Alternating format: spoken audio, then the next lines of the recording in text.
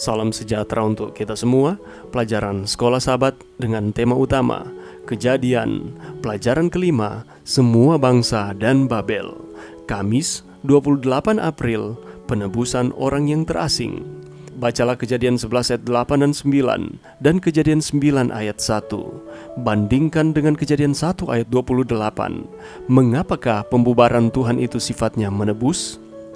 Rancangan dan berkat Allah bagi manusia adalah bahwa mereka akan beranak cuculah dan bertambah banyaklah serta penuhilah bumi. Melawan rencana Tuhan, para pembangun Babel lebih suka tetap bersatu sebagai orang yang sama. Salah satu alasan mereka mengatakan ingin membangun kota itu adalah agar mereka tidak terserak ke seluruh bumi. Mereka menolak untuk pindah ke tempat lain. Mungkin mereka berpikir bahwa bersama-sama mereka akan lebih kuat daripada jika terpisah dan terpencar. Dan di satu sisi mereka benar. Sayangnya, mereka berusaha menggunakan kekuatan bersatu mereka untuk kejahatan, bukan kebaikan. Mereka ingin mencari nama, cerminan kuat dari kesombongan dan kebanggaan mereka sendiri. Memang, setiap kali manusia secara terbuka menentang Tuhan, mereka ingin mencari nama untuk diri mereka sendiri. Kita bisa yakin itu tidak akan berjalan dengan baik, tidak pernah terjadi. Oleh karena itu, dalam penghakiman atas pembangkangan langsung mereka, Tuhan menyebarkan mereka, diserahkan ke seluruh bumi, persis seperti apa yang mereka tidak kehendaki.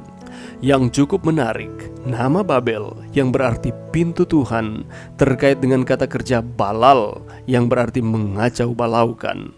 Karena mereka ingin mencapai pintu Tuhan, karena mereka menganggap diri mereka sebagai Tuhan, sehingga mereka akhirnya bingung dan menjadi jauh lebih lemah dari sebelumnya. Orang-orang Babel telah bertekad untuk mendirikan suatu pemerintahan yang terlepas dari Allah.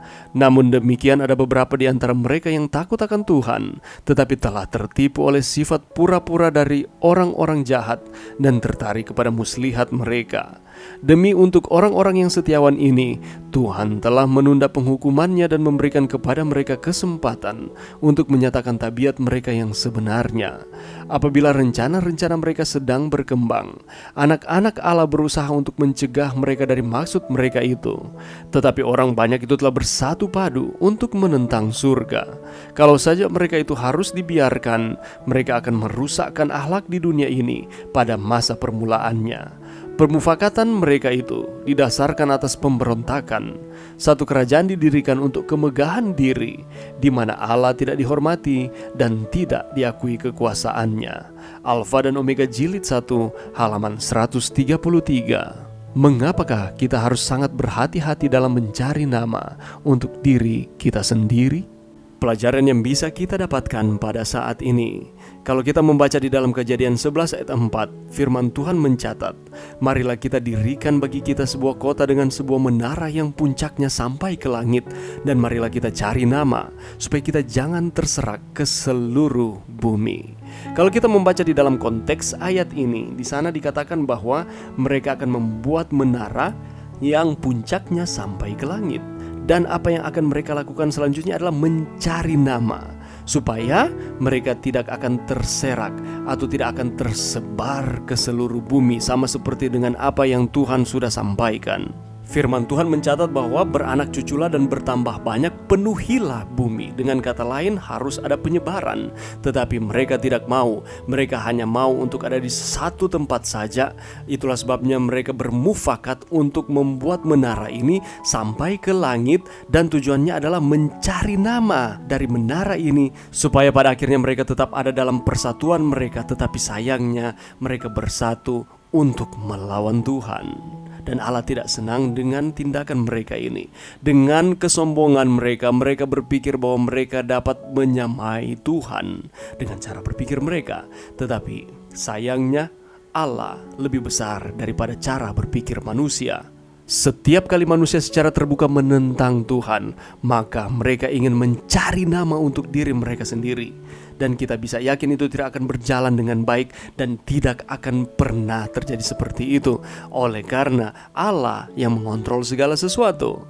Seringkali segala sesuatu yang kita lakukan tujuannya adalah untuk mempromosikan akan diri kita sendiri bahwa sayalah yang melakukan akan hal tersebut. Itulah sebabnya tercipta keangkuhan dan kesombongan, dan Allah tidak mau dengan hal yang seperti ini. Dengan kemampuan yang dimiliki oleh manusia, seringkali kita berusaha meraih semua yang diinginkan, dan ketika itu terwujud, maka kita meninggikan akan diri kita dan melupakan Tuhan. Tak seharusnya manusia berlaku sombong, karena firman Tuhan mengatakan di dalam Yesaya 2 ayat 11, manusia yang sombong akan direndahkan dan orang yang angkuh akan ditundukkan. Itulah sebabnya orang-orang di zaman ketika mereka mendirikan akan menara Babel, Allah mengacau balaukan bahasa mereka, dan mereka terserak ke seluruh bumi karena mereka menganggap diri mereka sebagai Tuhan, sehingga mereka akhirnya bingung dan menjadi jauh lebih lemah dari sebelumnya. Karena tidak ada yang dapat kita banggakan sebagai manusia, karena segala sesuatu atas izin Tuhan. Itulah sebabnya mari kita terus bersandar kepada Tuhan, menggantikan sifat kesombongan dan keangkuhan kita dengan sifat kerendahan hati, saling menghormati satu dengan yang lain, dan terus mengagungkan Tuhan di dalam setiap pencapaian-pencapaian kita. Belajarlah dari orang-orang yang ada di zaman ketika mereka mendirikan akan menara Babel ini, ketika Tuhan mengacaukan bahasa mereka. Allah harus dihormati dan harus kita akui kekuasaannya berlaku di dalam kehidupan kita manusia. Mari berdoa. Terima kasih Tuhan atas firman-Mu pada saat ini. Bantu kami Tuhan untuk kami hidup di dalam kerendahan hati, menjauhkan sifat keangkuhan dan kesombongan, dan kami akan terus mengutamakan Tuhan di dalam setiap hal. Ini doa kami di dalam nama Yesus. Amin.